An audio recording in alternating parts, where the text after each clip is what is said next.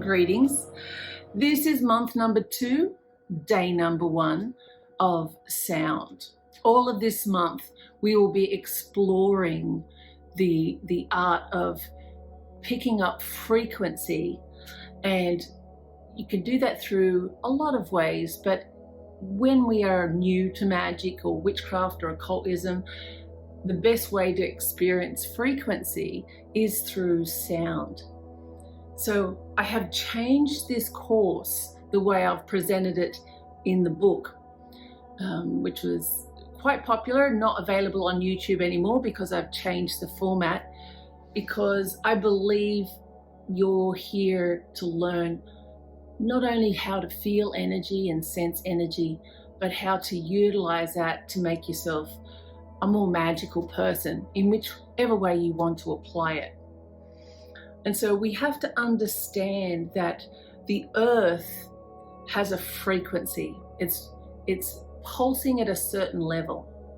And ideally what we're doing during any meditation or relaxing is we're trying to calibrate our frequency to the frequency of the earth, Mother Earth, the environment.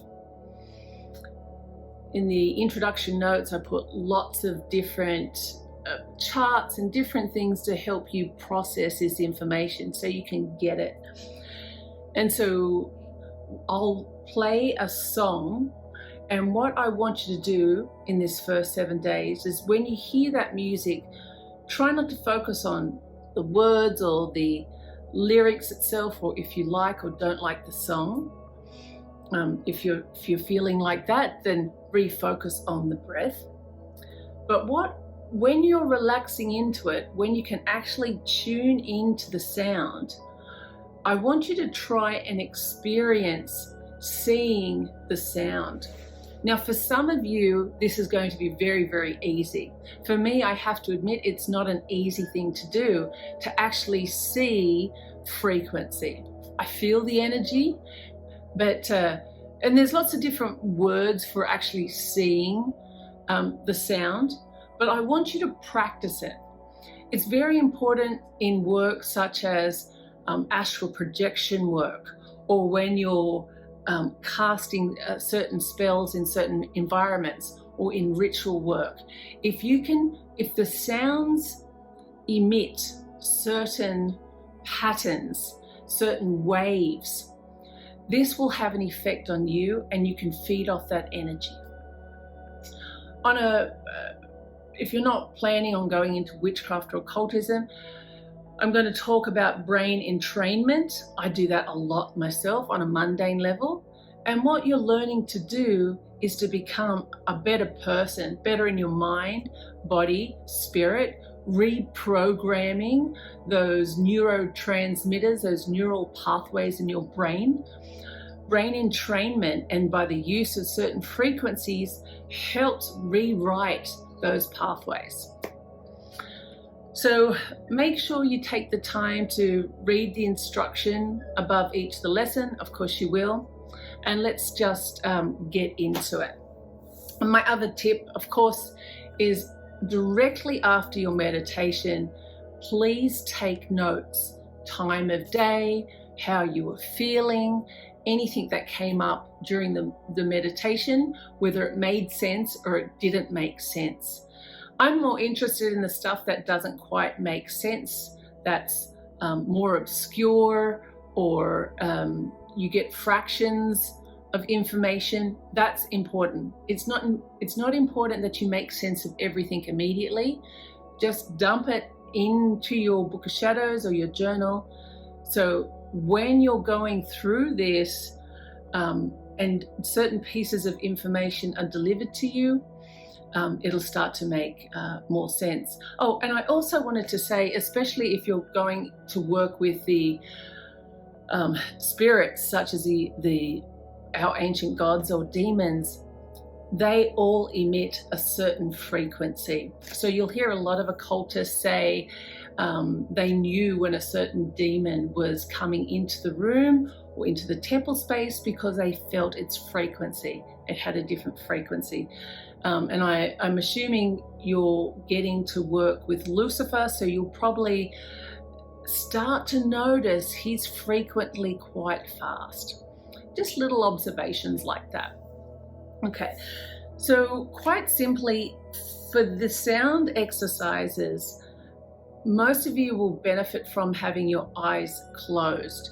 But if you're already quite adept at this exercise, challenge yourself and have your eyes open, or have background music, or go for a walk somewhere and have other distractions in the background.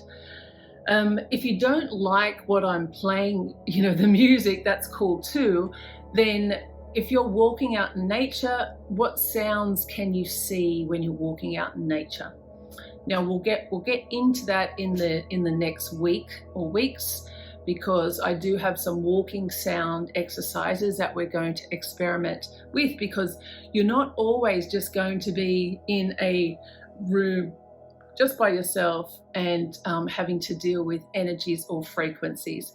When you become adept as a strong witch or occultist, when you walk into certain areas or rooms or forests or wherever you're going, when you walk into that space, you will be able to sense the frequency, what's there.